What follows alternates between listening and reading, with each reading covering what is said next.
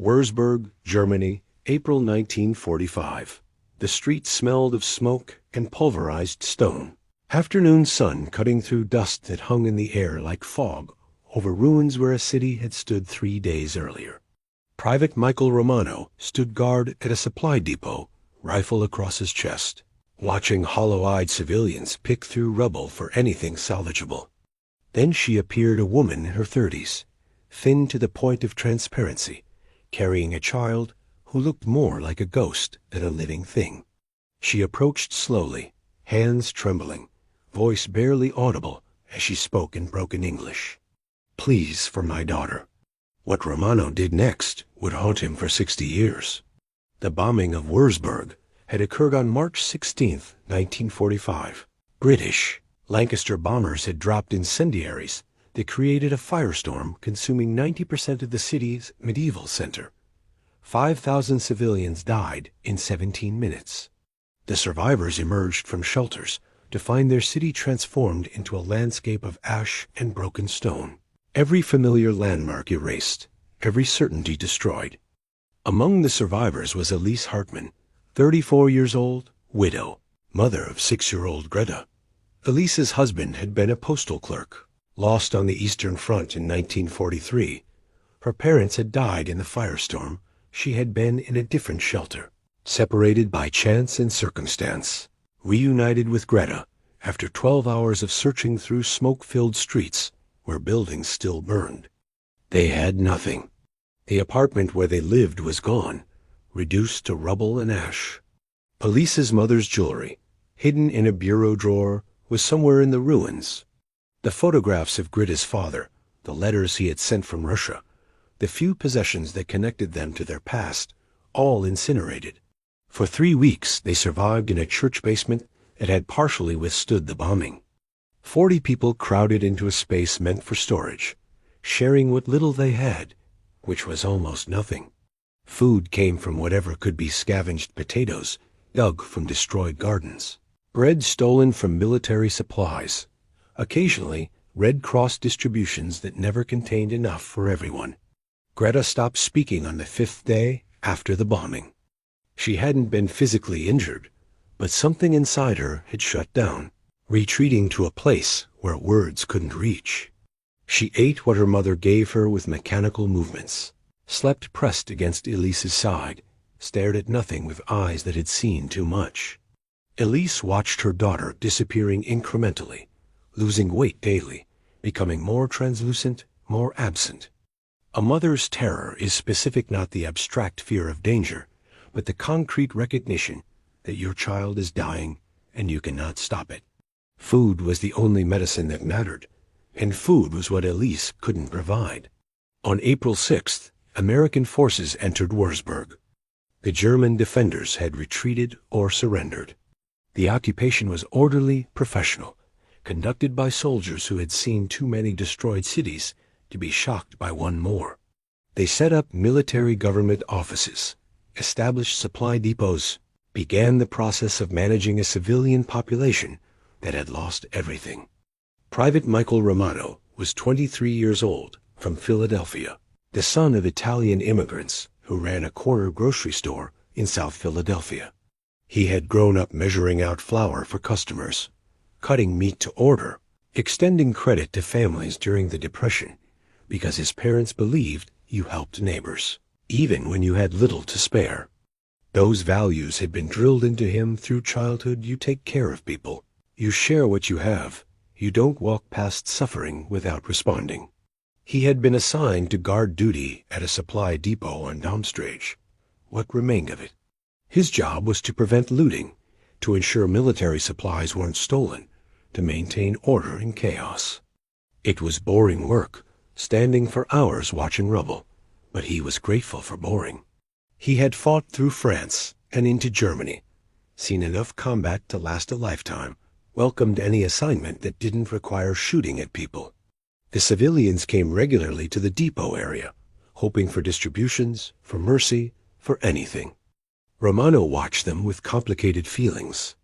These were the enemy, the people whose government had started the war, whose sons and husbands had fought against him. But they were also clearly defeated, clearly suffering, clearly no threat beyond desperation. His orders were clear: no unauthorized distribution of supplies. Military food was for military personnel. Civilian relief was being organized through proper channels. Individual soldiers were not to make independent decisions about giving supplies to Germans, regardless of circumstances. But orders looked different when you were standing on a street corner, watching children starve. April 7th, 14:30 hours.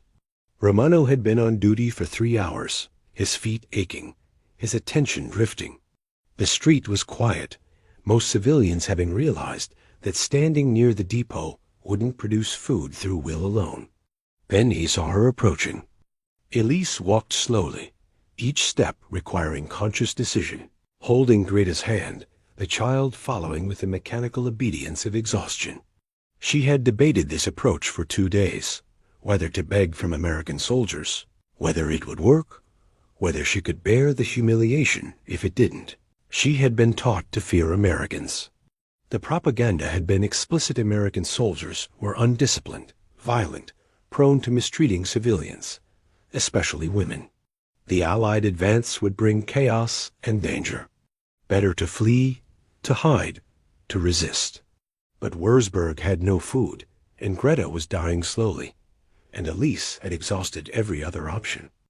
She stopped 10 feet from Romano, uncertain how to proceed.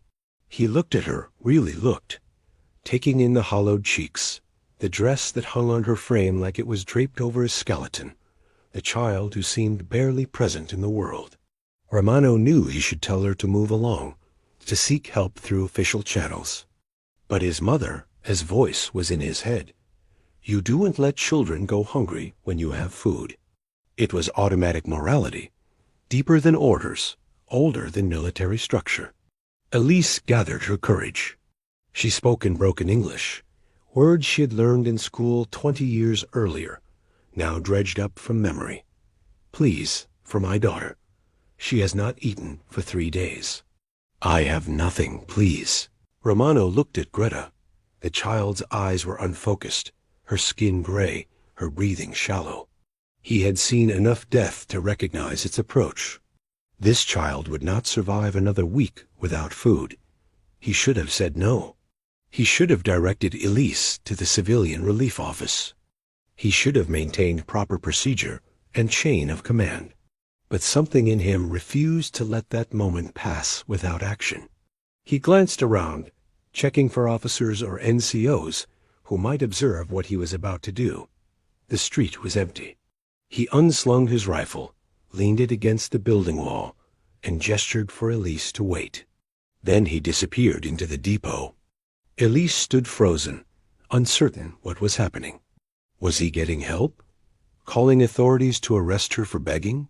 She held Greta closer, prepared to run if necessary, though she had nowhere to run to. Romano returned 2 minutes later, carrying a cardboard box. He set it on the ground in front of Elise, then stepped back. She looked at him, then at the box, then at him again, not understanding. Take it, Romano said quietly, for your daughter. Elise knelt, opened the box with trembling hands. Inside were rations, K rations, C rations, military-issue food designed to sustain soldiers in combat. Canned meat, crackers, chocolate, condensed milk. Enough for several days, maybe a week if carefully rationed. She looked up at Romano, her eyes filling with tears. In broken English, why? We are enemy. Romano thought about how to answer that. Finally he said, war is between governments. Your daughter didn't start this war. She's just hungry. That's all that matters. The simplicity of his moral logic was its own kind of profound. He had reduced the complexity of occupation, enmity, propaganda, and policy to a single clear principle. Hungry children should be fed. Everything else was commentary. Elise began crying in earnest now, tears tracking through dust on her face, her body shaking with sobs that came from weeks of suppressed emotion. Greta looked at her mother with the first sign of awareness Romano had seen, some small part of her consciousness returning at the sight of her mother's overwhelming relief. Romano felt uncomfortable with her gratitude. He hadn't done anything extraordinary. He had just taken food from a depot that had plenty and given it to someone who needed it desperately. But he understood that what seemed simple to him represented the difference between life and death for this woman and her child. "Take care of your daughter," he said, "and stay safe." Elise nodded, unable to speak further. She picked up the box, took Greta's hand, and walked away quickly before Romano could change his mind or someone could stop this impossible generosity. She didn't look back, afraid that looking back might somehow undo what had just happened. Romano watched them disappear into the ruins, then picked up his rifle and resumed his position. His heart was pounding. He had violated direct orders. If reported, he could face disciplinary action. But he felt no regret, just a strange mixture of fear about consequences and certainty that he had done the right thing. Elise returned to the church basement, set the box on the floor, and stared at it for a long moment before opening it again. The other survivors gathered around, looking at the food with expressions that mixed hunger with disbelief. She distributed portions, carefully keeping half for Greta and herself, sharing the rest with the families around them. The chocolate bar was divided into tiny pieces, each child receiving a square that disappeared instantly. The condensed milk was mixed with water and shared among the smallest children. The canned meat was divided for the evening meal. That night, for the first time since the bombing, Greta ate with something resembling appetite. She still didn't speak, but she consumed the food mechanically, her body remembering what it needed, even if her mind remained elsewhere. Elise watched her daughter eat and felt hope for the first time in weeks, not confident hope, not assumption of survival, but the bare possibility that they might endure. The next morning, Elise returned to the depot. She carried nothing to trade, had nothing to offer except gratitude that Romano likely didn't want. She simply wanted to see if the encounter had been real, if the American soldier would be there, if perhaps there might be more help. Romano was there, same position, same duty. When he saw Elise approaching, his immediate reaction was complicated. He was glad to see she had survived the night, glad to see Greta walking beside her with slightly more presence. But he also knew he couldn't make a habit of this. The depot's supplies were inventoried. Missing food would eventually be noticed. Elise approached and spoke in her broken English. "Thank you. My daughter, she is eating." "You saved her life." Romano nodded uncomfortably. "You're welcome. But I can't do this again. I already took too much. If anyone notices, there will be problems." Elise understood. She hadn't come expecting more food, just wanting to acknowledge what he had done. But other women had noticed her return, had followed her, desperate mothers with starving children, hoping the American soldier might help them too. Within minutes, Romano was surrounded by 8 or 9 German women, all pleading in broken English, all pointing to hollow-eyed children, all asking for the same mercy he had shown Elise. The situation was spiraling beyond his control. Sergeant William Harris appeared, drawn by the commotion. He was Romano's squad leader, 40 years old, career military, a man who followed regulations because he understood chaos would result without them. He saw the situation immediately, an unauthorized civilian gathering, his private at the center of it, clear violation of standing orders. He dispersed the women with firm commands, sent them away despite their protests. Then he turned to Romano. "What the hell is going on, Private?" Romano explained, omitting nothing. He expected punishment extra duty, written reprimand, possibly worse. But Harris listened without interrupting, his expression unreadable. When Romano finished, Harris was quiet for a moment. Then he said, "You violated orders." "Yes, Sergeant." "You took military supplies without authorization." "Yes, Sergeant." "You created a situation where now every desperate civilian in this city is going to think American soldiers are running a charity operation." "Yes, Sergeant." Harris looked at the dispersing women, at the ruins around them, at the impossible situation of occupation. He had 2 sons back home in Kansas, aged 8 and 5. He tried to imagine them in Greta's position, starving, hollow-eyed, watching their mother beg for food. The image made him physically ill. "Here's what's going to happen," Harris said finally. "You're going to continue your duty. You're not going to give out any more supplies on your own. But tomorrow morning, you're going to help me organize a proper civilian relief distribution. We'll go through official channels, get authorization, do this right. Because you're correct, we can't watch children starve. But we also can't have individual soldiers making independent decisions. We need structure." Romano felt relief flood through him. Not punishment, but solution. Harris was finding a way to address the need without breaking the system entirely. It was the kind of leadership that recognized when rules needed bending and when they needed reinforcing. The distribution was organized for April 9th. Captain Robert Mitchell, the military government officer for Wurzburg's American sector, authorized release of surplus rations for civilian relief. The distribution point was the depot Romano guarded, ensuring security while allowing access. 300 German civilians appeared, mothers with children, elderly men and women, the displaced survivors of Wurzburg's destruction. They formed orderly lines, waited patiently, received packages of food sufficient for several days. The distribution was supervised, controlled, but also genuinely helpful, providing sustenance that meant the difference between survival and starvation for many families. Elise was in that line, holding Greta's hand. When she reached the distribution point and Romano handed her a package, their eyes met briefly. No words were necessary. The acknowledgement was there. His individual action had created ripples that produced systematic response. His violation of orders had forced the military bureaucracy to address a humanitarian need it had been ignoring. Over the following weeks, as April became May and Germany surrendered, the civilian relief operations in Wurzburg expanded. What had started as Romano's unauthorized gift evolved into organized humanitarian assistance managed by military government with Red Cross cooperation.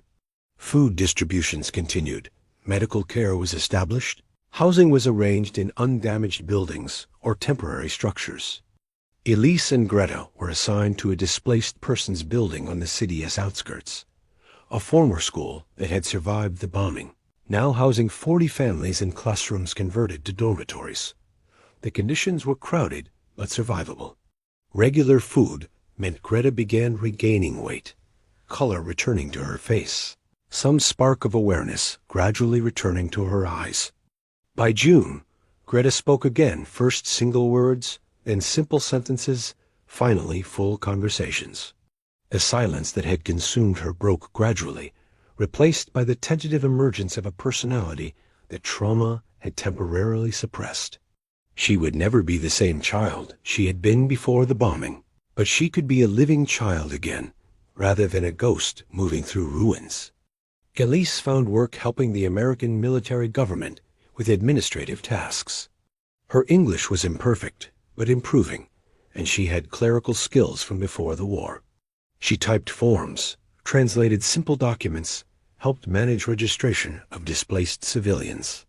The work provided small income and sense of purpose beyond mere survival. She saw Romano occasionally during those months. The depot where he had been stationed was expanded into a larger distribution center, and his duties brought him through the administrative offices where Elise worked. They exchanged greetings, brief conversations, the relationship awkward but genuine. He, the American soldier who had violated orders to save her daughter. She, the German mother whose life had been transformed by that violation. In July, Romano was reassigned to Frankfurt, his unit needed there for occupation administration. Before leaving, he stopped by the office where Elise worked. Their conversation was brief, constrained by language barriers and the weight of what his action had meant. "Thank you," Elise said simply. "Not just for the food, for seeing my daughter as a child who needed help, not as enemy to be ignored. You showed me that Americans were not what we were taught. Romano was uncomfortable with the weight she placed on his action. I just gave you some food. Anyone would have done the same. No, Elise replied firmly. Not anyone. Many people walk past suffering. You stopped. That makes difference. They shook hands, the formal gesture acknowledging something that had no adequate expression in words. Then Romano left, returning to his duties, carrying with him the knowledge that a single moment of choosing compassion over regulation had saved at least one life, possibly more. Elise remained in Wurzburg, rebuilding her life piece by piece through the chaos of post-war Germany. Greta attended school in the rebuilt education system, learned English alongside German, grew into adolescence carrying memories of hunger that would shape her entire relationship with food, with security, with the world. In 1949, Elise remarried a widower who had lost his wife in the bombing, a carpenter who found work in the massive reconstruction efforts transforming Germany from ruins to functioning nation. They moved to a small apartment in Wurzburg's reconstructed center, built a modest life from the fragments of what they had lost. Greta grew up hearing the story of the American soldier who had given her mother food when they were starving, who had seen them as human beings deserving help rather than enemies deserving punishment. The story became part of her understanding of morality, of how individuals make choices that transcend official policy, of why compassion matters more than ideology. Decades passed. Wurzburg rebuilt itself, the medieval center reconstructed with careful attention to historical architecture. The scars of bombing slowly erased from physical landscape, if not from memory. Germany transformed from defeated enemy to American ally, the relationship between nations evolving through stages no one in 1945 could have predicted. Michael Romano returned to Philadelphia, took over his parents' grocery store when they retired, raised 4 children, lived an ordinary post-war life.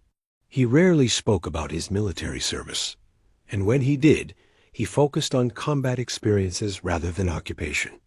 A moment with Elise seemed too small to mention among the larger events of war.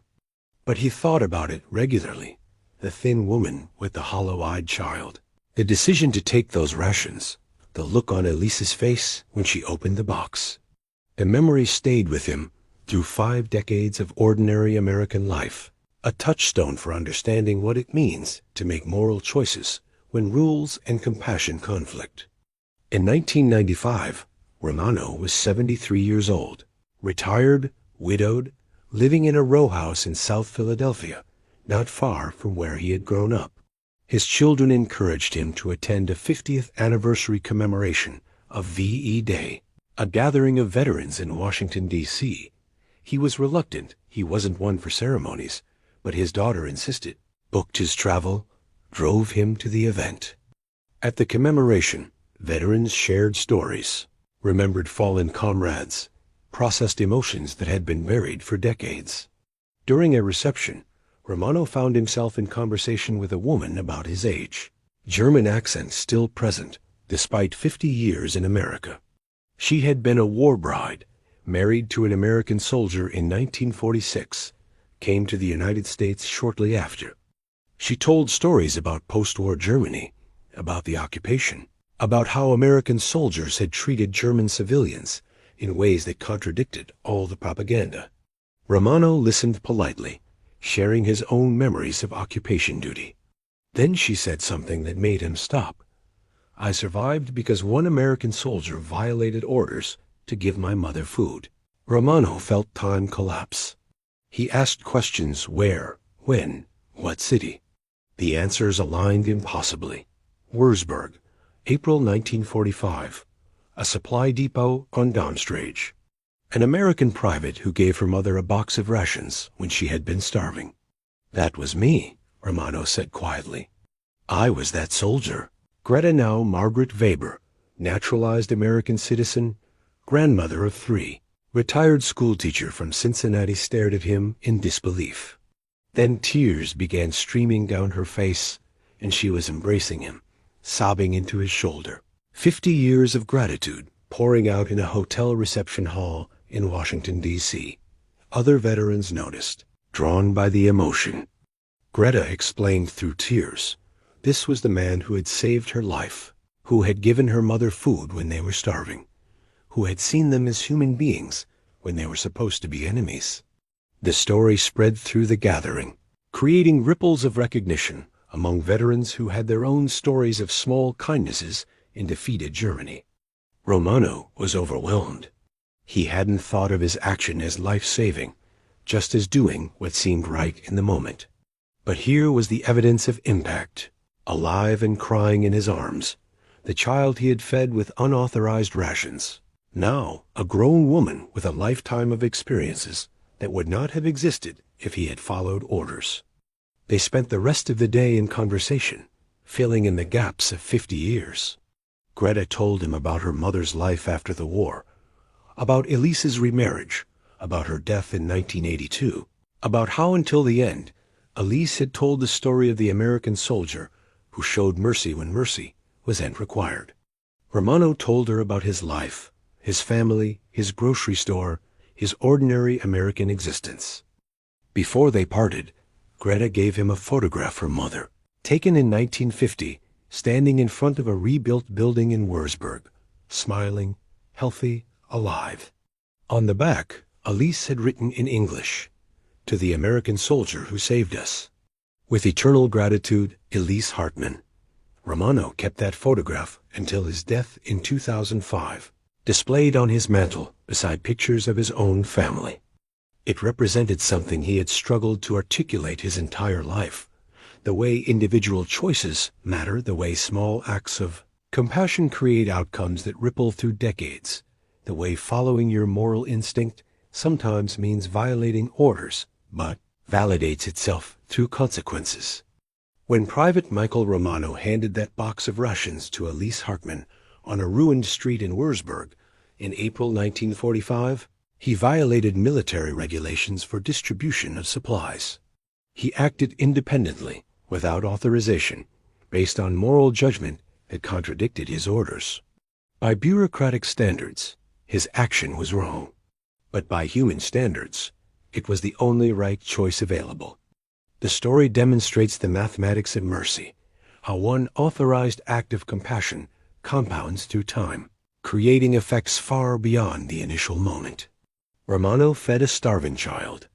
That child survived to become a woman who lived a full life, who taught students, who raised children of her own, who contributed to her community for 6 decades. The descendants and students and people touched by Greta's existence, all of them exist in the timeline where Romano chose compassion over regulations. In the alternative timeline where Romano followed orders, Greta likely died within days. Elise possibly died shortly after, and all the downstream effects of their survival never occurred. The mathematics are stark. 1 box of rations versus 1 complete human life, multiplied by all the connections that life created. But the story also demonstrates something about systems and individuals. Military regulations requiring authorized distribution of supplies exist for good reasons, preventing chaos, ensuring fair allocation, maintaining order. Romano's violation, if universalized, could have created problems. Individual soldiers making independent decisions about supply distribution creates logistical nightmares. Yet Sergeant Harris' response converting Romano's individual action into systematic relief distribution shows how systems can adapt when individuals force them to confront humanitarian needs. Romano's violation exposed a gap in military policy, and Harris found a way to address that gap through proper channels. The result was organized relief that helped hundreds of families, beyond just Elise and Greta. This dynamic individual compassion forcing systematic response represents one way that moral progress occurs within bureaucratic structures. Rules exist to maintain order, but sometimes rules must bend to accommodate reality that the rules didn't anticipate. Romano's choice forced that bending, and the system adapted. The transformation in Elise's understanding matters too. She had been taught that Americans were cruel, undisciplined, dangerous enemies. Her expectation when approaching Romano was rejection at best, possibly punishment. Instead, she found compassion without condition, help without demand for gratitude or recognition. That experience shattered propaganda comprehensively, creating a witness who would spend the rest of her life testifying to the possibility of decency across enemy lines. This testimony mattered for post-war reconciliation. Germany's relationship with its occupiers, particularly American occupiers, was shaped by thousands of individual encounters like Romano and Elise S. Each encounter where Americans chose humanity over vindictiveness contributed to building trust that would eventually allow former enemies to become allies. The geopolitical transformation from defeated enemy to NATO partner was built partly on foundation of moments when individual soldiers chose compassion. The 50-year delay before Romano and Greta's reunion demonstrates the hidden impact of moral choices. Romano had no idea what happened to Elise and Greta after that April day. For 50 years, he carried the memory without knowing outcome. Yet the outcome was happening anyway. Greta surviving, growing, living, teaching, contributing. His choice created effects he couldn't see, rippling forward through time in ways he couldn't track. That blindness to consequence is true for most moral choices. We act based on what seems right in the moment, usually without knowledge of long-term effects. Romano fed a starving child because that's what his upbringing taught him to do. He didn't know he was saving a life that would span 6 decades and touch hundreds of other lives through teaching and family. But not knowing didn't change the mathematics. The action still produced the outcome, whether witnessed or not. The photograph Elise left behind, to the American soldier who saved us, represents the permanent record of temporary kindness. She couldn't find Romano to thank him directly, but she documented her gratitude anyway, preserving it for potential future connection. That preservation made the 1995 reunion possible, closing the loop 50 years delayed, allowing both Romano and Greta to understand the complete story of what his choice had meant. When a German mother begged an American soldier for food in 1945, she expected rejection based on propaganda teaching. What Romano did next, giving her food, seeing her humanity, choosing compassion over orders, shocked her because it contradicted everything she had been taught to believe. But the real shock was how that moment echoed through 50 years, saving a life that created other lives, building trust that contributed to reconciliation, demonstrating that individual moral choices compound through time in ways we cannot predict but must nevertheless make. Romano fed a starving child. Everything else followed from that simple choice.